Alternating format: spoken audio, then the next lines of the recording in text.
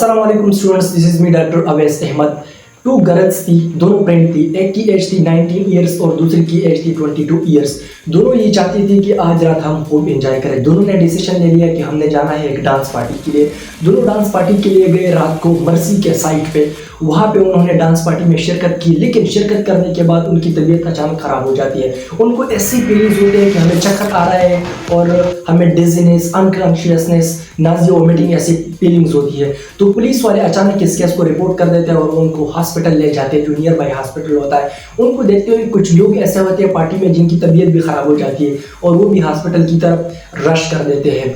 ना सिर्फ ये बल्कि एक दूसरी कहानी एक आदमी की है जिसकी उम्र 23 ईयर्स है और वो चाहते हैं कि मैं खूब एंजॉय करो। वो ट्रेवल कर देता है सिडनी के साइड पे और वहाँ पे एक डांस फेस्टिवल होता है जिसमें ना सिर्फ ये आदमी शिरकत करते हैं बल्कि 18,000 का क्राउड आता है और उस डांस फेस्टिवल को एंजॉय कर देता है। जैसे ही डांस पार्टी खत्म हो जाती है तो इस आदमी की तबीयत खराब हो जाती है और उनको झटके आने लगते हैं, सीजर्स उनको आने लगते हैं, यानी दिमाग के झटके। और पुलिस वाले उनको अचानक हॉस्पिटल ले जाते हैं। नेपियन हॉस्पिटल में डॉक्टर अपनी आखिरी हद तक कोशिश करते हैं कि उसको बचाए। डॉक्टर्स उनको रिससिटेट कर देते हैं, लेकिन अचानक सेवरल हार्ट अटैक्स की वजह से उनकी डेथ हो जाती है।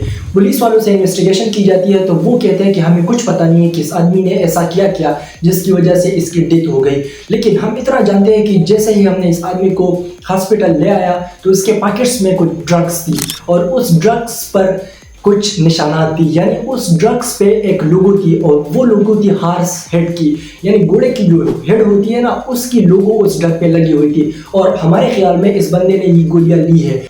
एक तीसरी कहानी हमारे अपने पाकिस्तान की है, जहाँ पे रावलपिंडी में एयरपोर्ट में एंटी नारकोटिक फोर्सेस वाले 10,000 ऐसी गोलियां जो इन पार्टियों में इस्तेमाल होती है वो गोलियां इन्होंने बरामद की, जो कि एक शख्स ने नीदरलैंड से अपने लिए मंगवाई थी।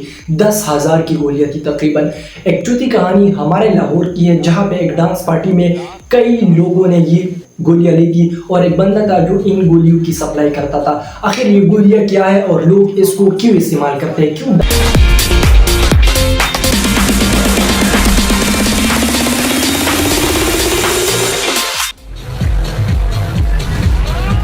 लाहौर के इलाके काना में निजी फार्म हाउस में डांस पार्टी का एहतमाम। नशे में धुत लड़के लड़कियां डांस करते रहे।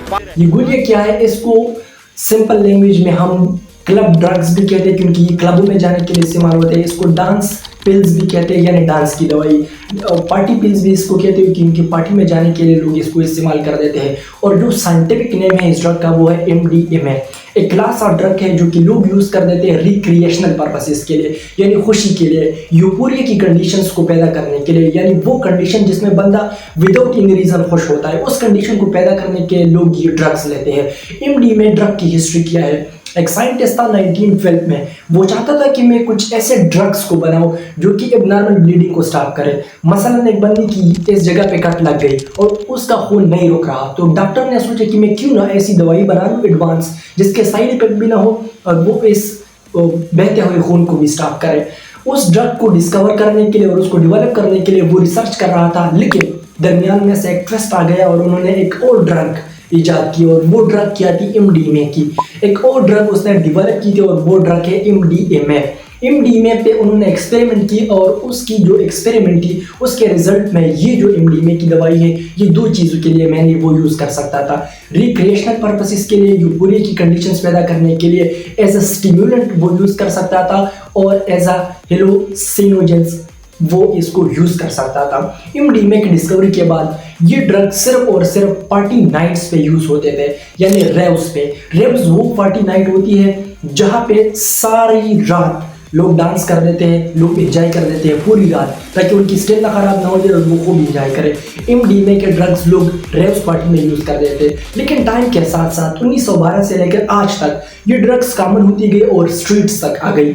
अब लोग इसको कैसे लेते हैं? लोग इसको टैबलेट्स के फॉर्म में भी ले सकते हैं, लोग इसको कैप्सूल के फॉर्म में भी ले सकते हैं, लोग इसको पाउडर के फॉर्म में भी स्नर्ट कर सकते हैं और लोग इसको लिक्विड के साथ भी ले सकते हैं।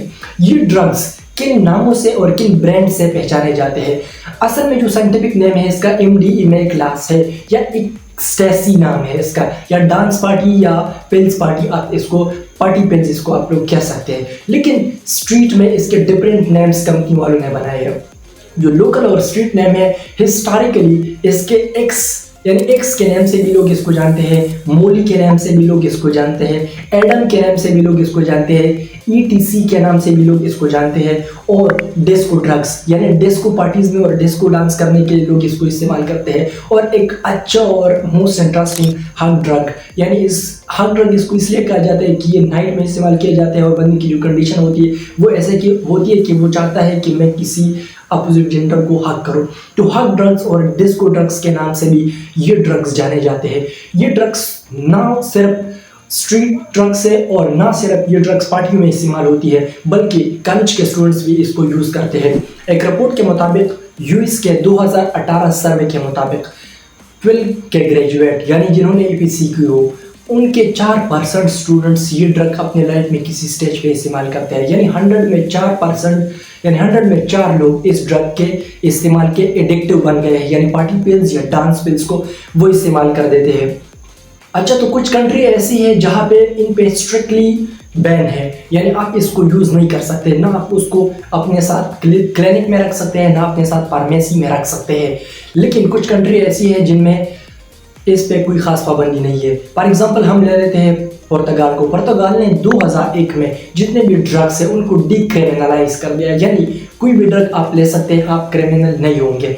दूसरी तरफ हम लेते हैं सिंगापुर को अगर आप देख लें तो वहाँ पे कुछ ड्रग्स ऐसे हैं उनको अगर आपने ले लिया तो आपको सजाए मौत तक दी जा सकती है। तो ये कंट्री वाइज पे डिपेंड कर देता है कि किस कंट्री में ये लीगल है और किस कंट्री में इसकी जो यूज़ है वो इलीगल है। अच्छा, ये तो हो गई इसकी कुछ हिस्टोरिकल बातें।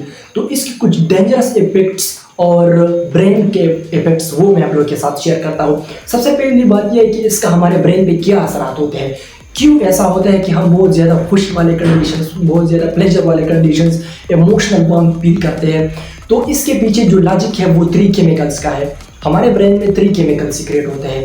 फर्स्ट नंबर केमिकल्स है सेरोटोनिन, दूसरा है डोपामिन और तीसरा है नॉरएपिनेफ्राइन।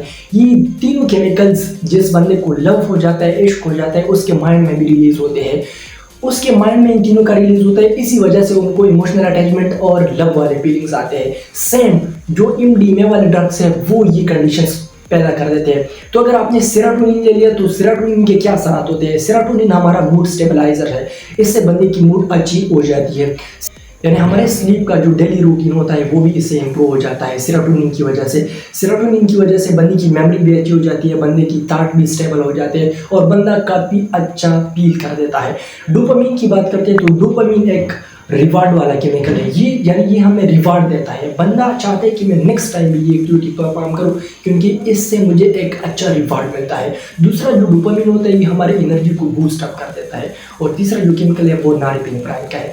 नॉरएपिनेफ्राइन से तो सब लोग वाकिफ है, ये हमारे हार्ट बीट को ज़्यादा कर देता है और हमारा जो ब्लड प्रेशर होता है उसको राइज कर देता है। तो इन तीनों केमिकल्स की वजह से हमारे ब्रेन पे ये असरात होते हैं। ये तो उनके हो गए नॉर्मल जो असरात होते हैं ब्रेन पे। इसके साइड इफेक्ट क्या है? साइड इफेक्ट इसके बहुत बहुत डेंजरस है। सबसे पहली बात यह है कि आपके थॉट डिस्टर्ब हो जाएंगे, यानी आपकी जो थॉट परसेप्शन है वो ठीक नहीं होंगे, आप सही से रियलाइज नहीं करेंगे। सबसे पहली बात ये है। दूसरी बात जो इसकी है वो रेस्टलेसनेस है, यानी बंदा बेकरार होता है। तीसरी बात एंजाइटी की है, आप परेशान होंगे, बेचैन होंगे।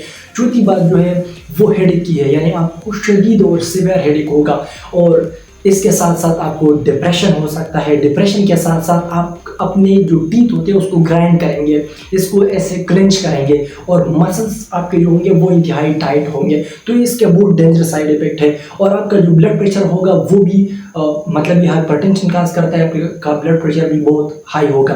तो डायबिटीज़ के पेशेंट में या ब्लड प्रेशर के पेशेंट में ये बहुत ज़्यादा डेंजरस है। नॉर्मल पेशेंट में भी ये डेंजरस है, लेकिन उन पेशेंट्स में खासकर बहुत ज़्यादा डेंजरस है। अच्छा, ये तो हो गई इसकी साइड इफेक्ट। क्या ये डेथ काज कर सकता है या नहीं? हाँ, ये डेथ काज कर सकता है। और डेथ काज करने के पीछे जो रीज़न है वो है सिवियर हाइपोनेट्रीमिया, यानी हमारी बॉडी में जो सोडियम लेवल होता है वो बहुत कम हो जाता है और डिहाइड्रेशन हमारी बॉडी का हो जाता है।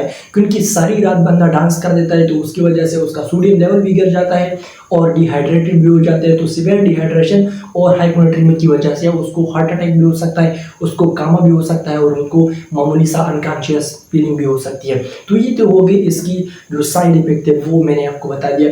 अच्छा, अब एक बंदा अगर एडिक्टिव है तो हमें कैसा पता लग जाएगा कि ये बंदा ये पिल्स ले रहा है। अगर आपकी फैमिली में खुदा न खास्ता कोई बंदा है तो आपको कैसे पता चलेगा? सबसे पहला जो साइन है ये इस ड्रग का है इंट्रोवर्ट होना, यानी आप एक्सट्रोवर्ट नहीं होंगे, आप सोसाइटी से बिल्कुल साइड पे हो जाएंगे। आपको लोगों के साथ मिलना, लोगों के साथ बातें करना, ये चीज़ें आपको अच्छा नहीं लगेंगे तो आप बिल्कुल साइड पे हो जाएंगे। दूसरी बात, बंदे को हेडेक होती है। तीसरी, सीवियर एंजाइटी बंदे को होती है, हर चीज़ से वो घबरा उठता है, हर चीज़ के लिए वो परेशान होता है, उसको डिप्रेशन भी होती है, उसकी जो एनर्जी होती है वो इंतहाई कम लेवल पे होती है, और वो हमेशा जो पैसे आप उसको देते हैं तो वो उस ड्रग के खरीदने और उस ड्रग के लेने में इस्तेमाल कर देता है। और पहले वो कम डोज लेता है, फिर उनको उन डोज से वो मज़ा नहीं आता तो वो अपने डोज को भी हाई कर देता है, और उनको वर्क पे कोई इंटरेस्ट नहीं होता, वर्क में उसको कोई इंटरेस्ट नहीं होता, ना वो स्टडी कर सकता है, ना वो डेली एक्टिविटीज़ परफॉर्म कर सकता है। तो ये इसके वो साइंस है जिससे आप पता लगा सकते हैं कि ये बंदा MDMA जो ड्रग्स है यानी पार्टी पिल्स वो ले सकता है रिक्रिएशनल या यूफोरिया की कंडीशंस को पैदा करने के लिए। अब इस पे कई ज़्यादा फिल्म्स भी बने हैं, जिसमें से एक फिल्म है नव्वेयर, आप लोग वो फिल्म भी देख सकते हैं इन ड्रग्स पे, और एक दूसरा फिल्म है क्लब टू डेथ का एक फिल्म है वो भी इस पे बना है, और तीसरा एक फिल्म है 1997 में वो बना है कमिंग डाउन। तो कमिंग डाउन का फिल्म भी आप लोग इसे देख सकते हैं। और इसके लिए जो ट्रीटमेंट है वो ये है कि ये सीवियर एडिक्शन है, बंदे को हॉस्पिटलाइज होना चाहिए, एक अच्छी खासी कंसल्टेंट डॉक्टर से या साइकियाट्रिस्ट से रिव्यू करना चाहिए और उनको वहाँ तक ले जाना चाहिए। थैंक यू सो मच, जज़ाकल्लाह, अल्लाह हाफिज़। और जाने के बाद मेरा चैनल सब्सक्राइब करें।